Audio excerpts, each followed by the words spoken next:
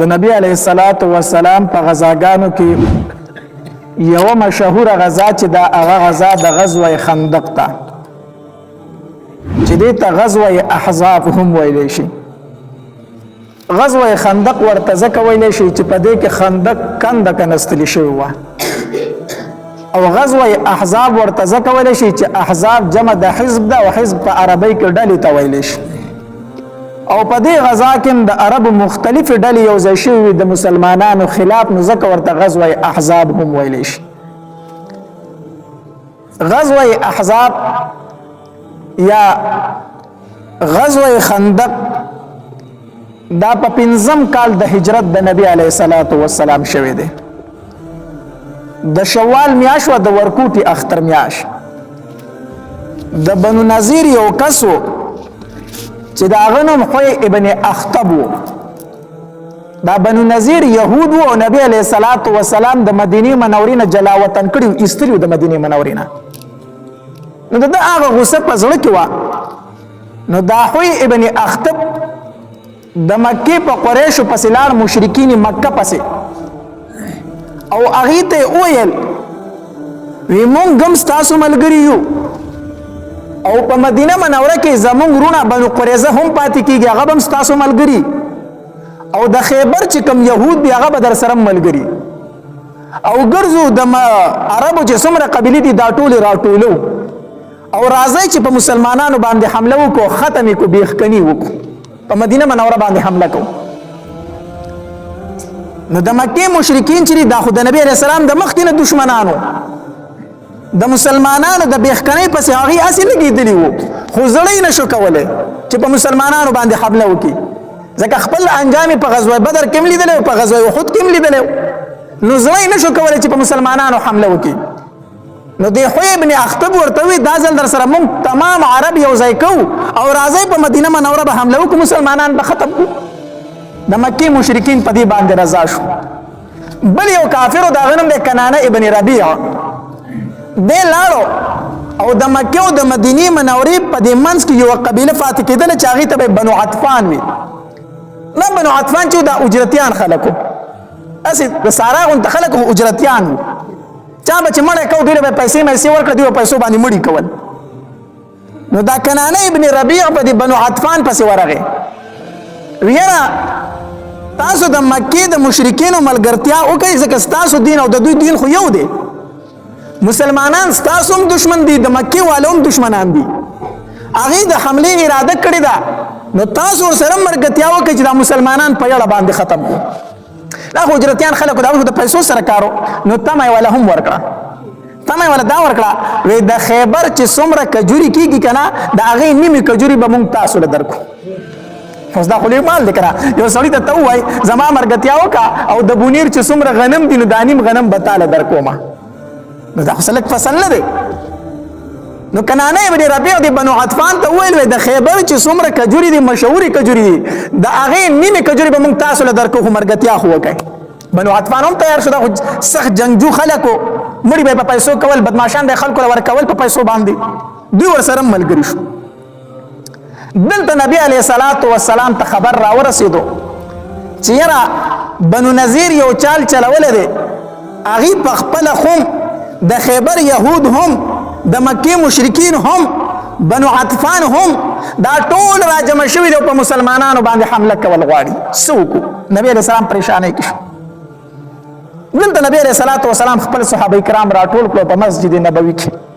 مشوره ترې نه اخلي. څه وکړو؟ ټول عرب زمون خلاف یو ځای شوي دي، په موږ باندې حمله کول غواړي، څنګه به ځان بچ کړو؟ تاسو ماله مشوره راکړئ. هر صحابي به مشوره ورکوله جدا جدا. په دې کې سلمان فارسي رضی الله تعالی عنهم ناستو. سلمان فارسي رضی الله تعالی عنه فاسدو د الله پاک پیغمبره مونږ باندې په پارس کې چې کله داسې هنګامي حالات راغلو، یو مشکل به راغلو، نو مونږ به یو کار کوو، د کم طرف نه به چې مونږ ته خطره وه مونږ به هغې طرف ته کنده وکنستو، خندق وکنستو، بس دې خوا به مونږ ناستو، دشمن به چې د کندې غاړې له راغې په مونږ پسې به نه شو راتلی، ځکه اوښان دي، اسونه دي، پیدل دي، دا خو په هوا نه شي تلی که نه، نو د خندق نه به دې خوا نه شو راتلی، نو دشمن به هغه خوا پاتې شو، مونږ به دې خوا پاتې شو. نبی علیه الصلاۃ والسلام ته دا مشوره ډېره زیاته خوښه راغله. د سلمان فارسی رضی الله تعالی عنہ او نبی علیہ الصلوۃ والسلام فرمایل راځي چې په دې باندې عمل وکړو نو جبل سلع ورته ویل شي د هغه خواته نبی علیہ الصلوۃ والسلام چې کوم مدینه منوره ته داخلي دو لار وا الته نبی علیہ الصلوۃ والسلام په خپل نقشه کې خودله دا سکرخي په خپل راو کاغلی د خندق لس میله خندق او لس غزا کسانو ته حواله کو لس کسبا لس غزا سکی کني دا نبی رسول الله په خپل د نقشه ورته وکړه صحابه کرام شروع شو خندق کني او نبی علیہ الصلوۃ والسلام په خپل هم لګیا د خندق کني د خندق پوره کامل کېدل دا صرف پشپګ ورځو کو شو لس میله خندق پشپګ ورځو کې او کنستل شو بعض روایت کې راځي شل ورځې بعض روایت کې راځي شپږ ورځې هم محدثین تطبیق داسې کړی دی وی خندق کنستل شو په شپږ ورځو کې بیا د نور څومره بچو تدابیر چې دي هغه صحابه کرامو چې پوره کول په باندې شل ورځې لګېدلې وي او خندق پوره شو په شپږ ورځو کې نبی علیہ الصلوۃ والسلام په خپل هم لګیا دی حدیث مبارک کې راځي جابر رضی الله تعالی فرمایي وای نبی علیہ الصلوۃ والسلام نے په خپل اولیدو چې د نبی علیہ السلام په خېټه مبارکه باندې خوري پرتی وي مونږ به خوري ورته ولي نبی علیہ السلام هم خوره ورته ولا مونږ به ګټي چتولي نبی علیہ السلام په خپل هم سو چتولي ګټي چتولي د صحابه کرامو سره په خپل باندې لګیا دي او چې د خندق شروع کول نو حدیث مبارک کې راځي رومبه کو دا نبی علیہ السلام په خپل راواچولا او بسم الله او گزار راواچو ته بسم الله سره شروع کړه بیا صحابه کرام شروع شو هر لاسو کسان خپل ځای کناستو چې کله خندق کنستل شو نو صحابه کرام د ډېر جذبین نه شعرونه شروع کړو یو صحابي پکې چغه وکړه وی نحن الذي بايعوا محمد على الجهاد ما بقينا ابدا ور ستړیو کنه صحابه کرام ستړیو ډېر زیاتو یو بل ته قات سالم وا بل ته سخت جمع او ډېر سخت یخنی وا یخ بادونه چلیدل په دې یخنی کې مسلې اصل لوګ ډېر لګي نو یخنی هم وا بادونم یخ چلیدل او ډوړم نه وا او کنستل هم ډېر زیاتو نو یو صحابي به شروع کړو وی نحن الذي بايعوا محمد على الجهاد ما بقينا ابدا هم د نبی علیہ الصلوۃ والسلام سره په خبره باندې بیعت کړل تر سوچ موږ موجود یو باقی او موږ به jihad کوو موږ په خبره د نبی علیہ السلام سره کړل دی بیعت کړل دی د نبی علیہ السلام خوشاله او چې د الله پاک پیغمبر غره موږ رسول کیدون کی نه یو موږ تاسو سره ولاړ یو نبی علیہ الصلوۃ والسلام چې داغي د شعرونه اورید کنه نبی علیہ السلام ول جواب په شعر کې ورکو وی اللهم لا عيش الا عيش الاخره فاغفر للانصار والمهاجرين الله ژوند چې د خدای آخرت ژوند دی د دنیا بس ژوند دی الله ژوند د آخرت ته نو فاغفر للانصار والمهاجرين الله دې انصار مهاجر ته مغفرت نصیب کا الله دې ته بخنه وکا او کله به نبی علیہ الصلوۃ والسلام فرمایل وی اللهم انه لا خير الا خير الاخره فبارك في الانصار والمهاجرين الله خیر خدا اخرت خیر دی الله دې مهاجر او انصار ول ډیر برکتونه ورکا نبی علیہ السلام به دا جواب ورکاو او دا هغه طرف به صحابه کرام ویل نحن الذي بايعوا محمد على الجهاد ما بقينا ابدا او یو ځل نبی علیہ الصلوۃ والسلام فرمایل وی والله لولا الله ما اهتدينا فانزلنا سكينه علينا ولا تصدقنا ولا صلينا وثبت الاقدام الاقينا نبی علیہ السلام فرمایل وی الله کو تا مونږ ته هدایت نه وکړه کنه تا مونږ ته هدایت نه وکړه نو ولا تصدقنا ولا صلينا نه به مونږ صدقه ورکړو نه به مونږ مونږ کړو وثبت الاقدام الاقينا الله کوم د کافر سره مخامخ شو الله زمون قدمونه مضبوط وساته نبی علیہ السلام په دا اشعار ویلو دا غالبا د عبد الله بن رواحه رضی الله تعالی عنہ اشعار دي نبی علیہ السلام په خپل اشعار نشو ویل نبی علیہ السلام په خپل اشعار نه جوړ دا د عبد الله بن رواحه رضی الله تعالی عنہ اشعار دي نبی علیہ السلام په دغه مکبانی صحابه کرام ته ویل ایو جنا علما لیکي وی کو چرته داس یو مکوي چې د مرګرو جذبر اوچتای مرګري ستړي شي دی هغه په جذبه کې راولي وې داغي د پاره ته اشعار ویل شي خو دینی اشعار ها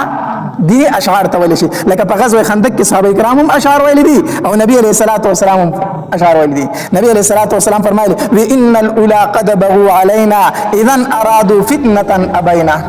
الله دي خلق په موږ باندې ډیر ظلمونه کړی دي د مکیوالو په موږ باندې ډیر ظلمونه کړی دي دوی اراده کوله چې موږ کفر او شرک ته واپس کړو ابینا موږ انکار کړی دي موږ څه کړی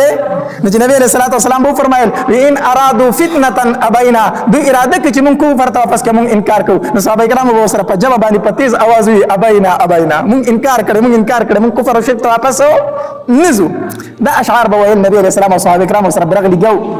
دیو جن علماء لیکي وای چرته داس یو مکوي چې پای کې مرګري ته په جذبه کې راولي خوشاله یې نو ته دینی اشعار وایلی دینی اشعار ته ویلی شي. ها داسې اشعار من دي چې په کومو کې د ښځو صفت کیږي او د هغې د کپړو صفتونه پکې کیږي او د هغې د جسم صفت پکې کیږي، لکه کوم چې دا ډمان دا ټافي مفي کوي که نه، دې نه احادیث مبارکو کې من راغلي ده. داسې اشعار ویل جایز نه دي. ها داسې اشعار ته ویلی شي چې په هغې کې د نبي علیه الصلاة وسلام مدح او صفت بیانېږي او د الله مدح پکې بیانېږي. داسې اشعار ته ویلی شي. بیا حسان ابن ثابت رضی الله تعالی عنه به هم د نبی علیه الصلاة وسلام په مدح کې اشعار ویلو. یو ځل مشرکین مکه د نبی علیه الصلاة وسلام په شان کې څه ګستاخانه اشعار ویل، د نبی علیه الصلاة وسلام بدې پکې بیان کړو. حسان ابن ثابت رضی الله تعالی عنه فرمایل د الله پاک پیغمبر جواب ورکم، په اشعار کې جواب ورکم، داسې جواب به ورکم چې یاد به ساتي. نبی علیه الصلاة وسلام فرمایل حسان ابن ثابت کیف بنسب، زما د نسب سره به څه کوي؟ کیف بنسب، زما د نسب سره به څه کوي؟ ته به قریش په بدو یادوي که نه؟ ته به بنو هاشم په بدو باندې یادوي که نه؟ نو دا خو زما نسب دی، نو تر قیامته پورې به خلک بیا دوی ته بدې ردې وي، په اشعارو کې به یادوي. نو کیف بنسبی، دا خو زما د نسب خلک دی، نو ته چې دوی په بدو یادوي نو دا خو زما د نسب بد بیانول دي تر قیامته پورې. حسان ابن ثابت رضی الله عنه فرمایل د الله پاک پیغمبر ته مال اجازت راکا ستا نسب به داسې وباسم، داسې وباسم لکه د وړو نه چې خلک ویښته وباسي، لکه د وړو نه چې ویښته وباسي که نه، داسې به ستا نسب زه سیټ ټکم، ستا د نسب نوم به پکې نه راځي، خو مال اجازت راکا چې صرف ستا د طرف نه ولې زه جواب ورکړم. نبی علیہ الصلوۃ والسلام ورته اجازت ورکو. حسان ابن ثابت رضی الله تعالی عنہ نبی علیہ السلام په مدح کې اشعار شروع کړو. نبی علیہ الصلوۃ والسلام دومره خوشاله شو وی الله د حسان ابن ثابت حفاظت په جبرئیل امین سره وکا. د حسان ابن ثابت حفاظت په چا سره وکا؟ په جبرئیل امین سره الله د حفاظت وکا. نو د نبی علیہ الصلوۃ والسلام په مدح کې په صفت کې اشعار ویل جایز دي. یو ځل په مسجد نبوي کې حسان ابن ثابت رضی الله تعالی عنہ اشعار شروع کړو. عمر رضی الله تعالی عنہ غصه شو، وی حسان په مسجد نبوي کې د نبی علیہ السلام په جمعات کې ولاړ ته اشعار وای، ته اشعار وای.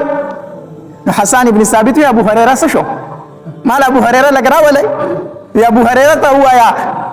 ابو هريره ته وایا حدیث چې ما په دې مسجد کې د نبی علیہ الصلوۃ والسلام د وړاندې اشعار ویلي دي، نبی علیہ السلام مال داد را کړی دی، ما ته شاباسه را کړی دی. نو علما لیکي چې په مسجد کې داسې اشعار ته ویلی شي چې پای کې د نبی علیہ الصلوۃ والسلام صفت بیانېږي،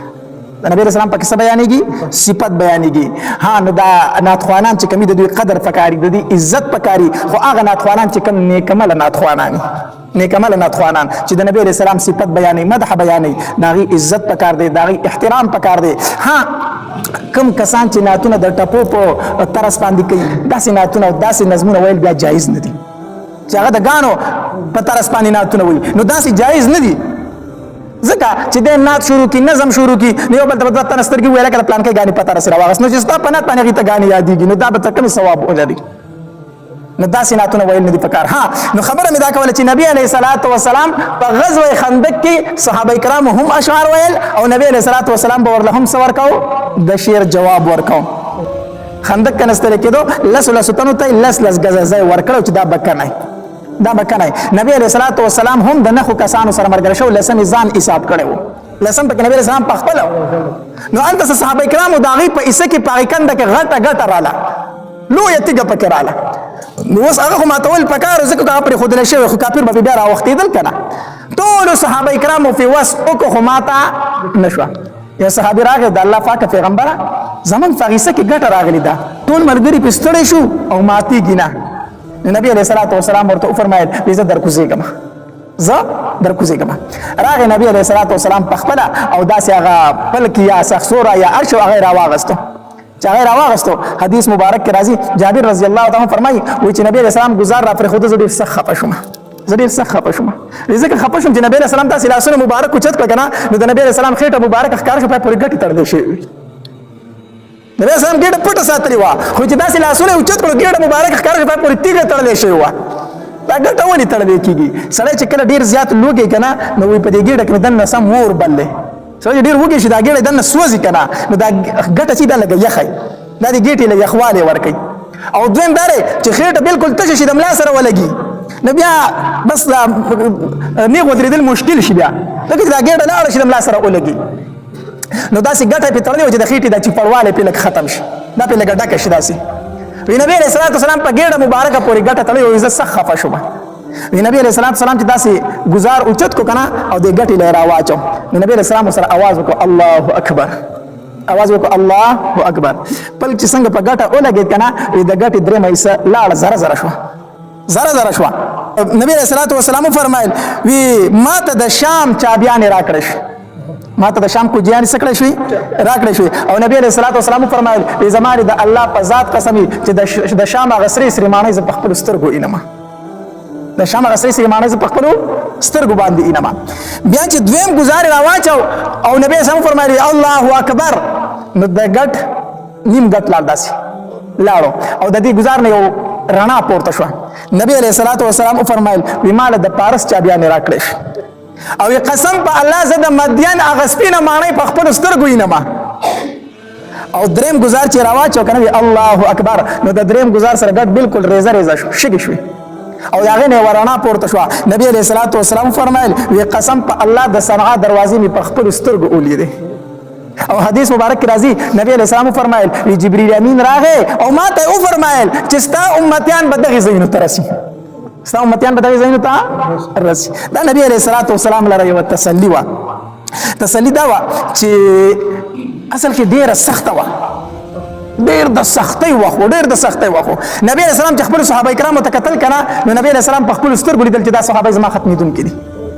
صحابه کرام زما سدي ختمیدونکي دي ولی الله تبارک تعالی دا غي سختۍ ذکر کړی دی اذ جاءوکم من فوقکم ومن اسفل منکم واذ ضاغت الابصار وبلغت القلوب الحناجر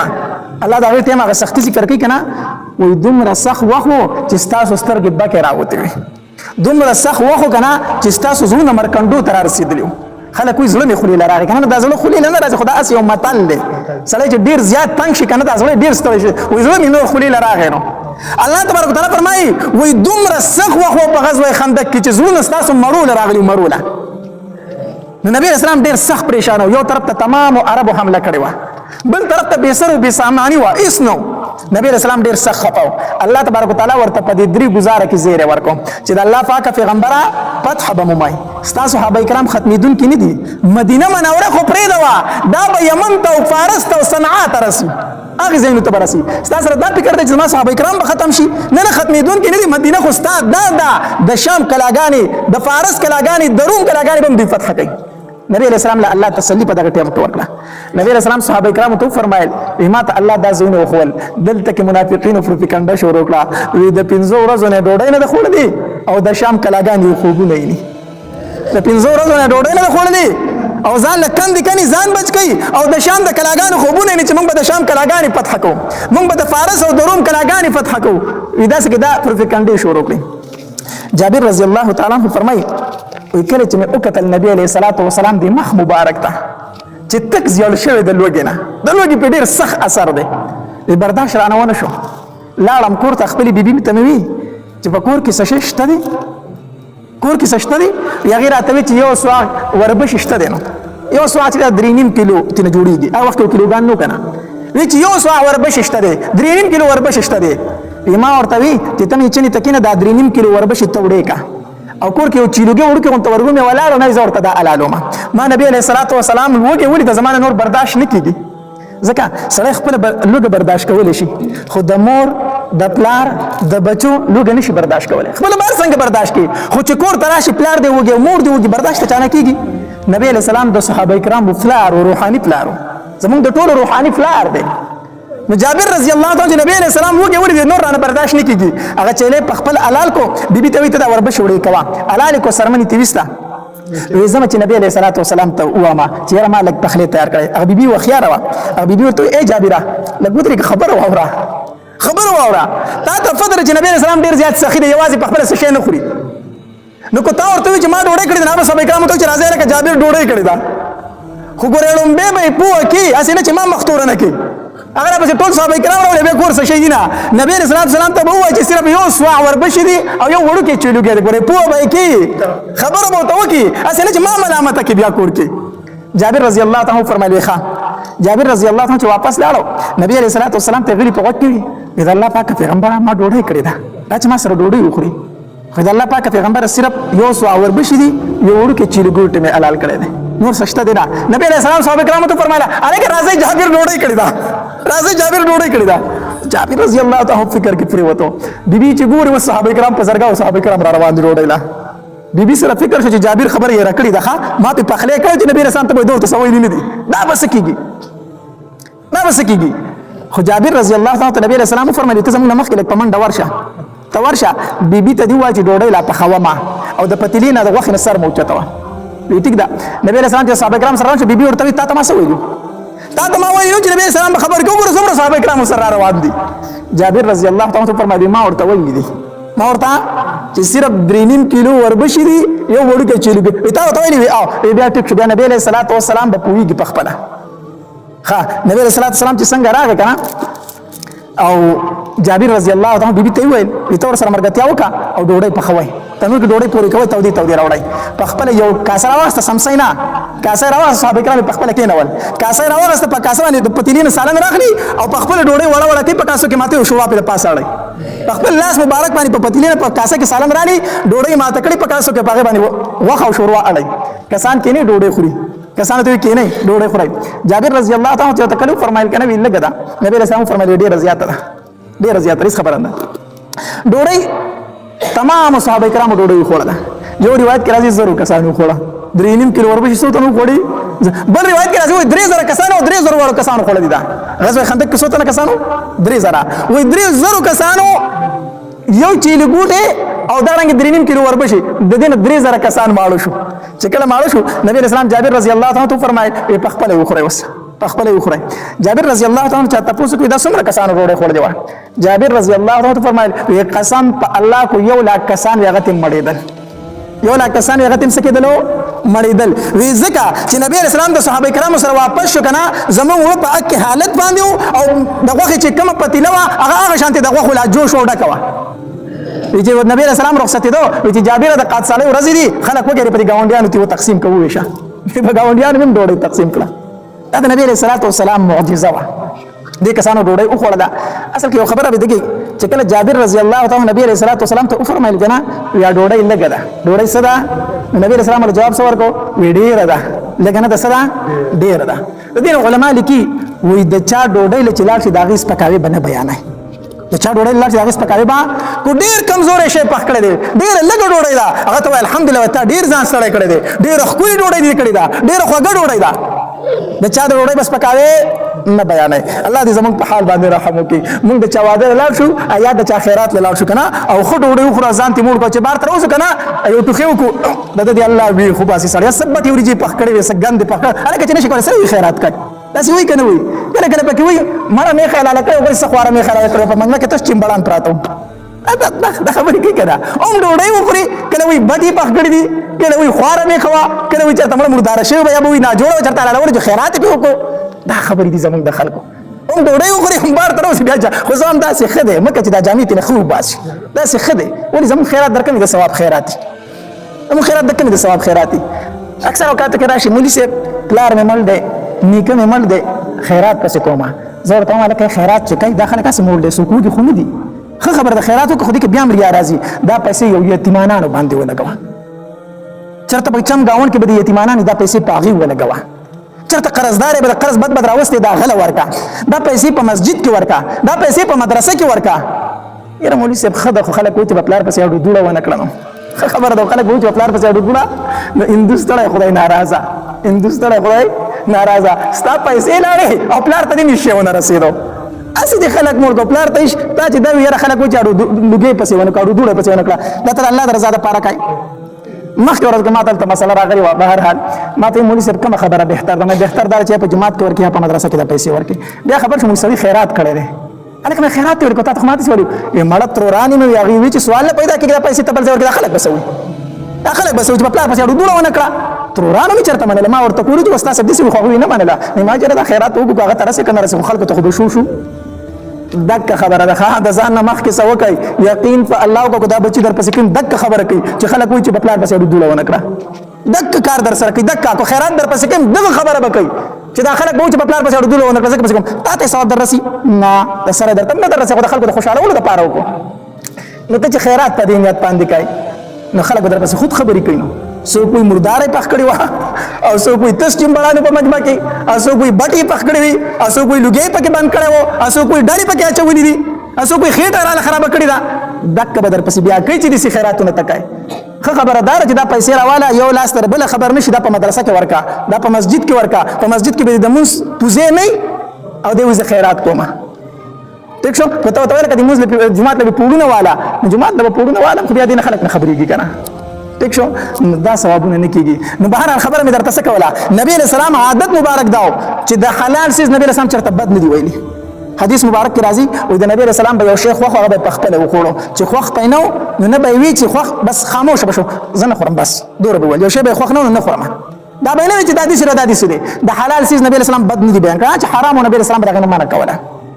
نو دا صفت په ځان کې پیدا کړئ چې چا درله ډوډۍ وکړه ودې خوړه روح وتي صفت یې کوه بد یې مه بیانوه کو ډېر کمزوری څیز بیا هم صفت کوه بدو مه بیانوه دا ډېر د نمک حرامه سړي کار دی چې کوم ځای کې ډوډۍ خو هم خوري او بیا پسې بد هم وایي دا ډیره نمک حرامي ده دا ډیره غلطه خبره ده چې کوم ځای کې ډوډۍ وخوړه بیا په هغه پسې بد مه وایه د هغه به دغه وسه چې کومه ډوډۍ تاله تیاره کړې وه ووایه الله دې ورله اجر ورکړي بهرحال د غزوې خندق واقعه مې شروع کړې وه په نیمه کې پاتې شوه نو نبي علیه السلام جابر رضی الله تعالی جابر رضی الله تعالی فرمایي وایي د الله پاک پیغمبره لږه غونته ډوډۍ ده نبي علیه السلام وایي لږه نه ده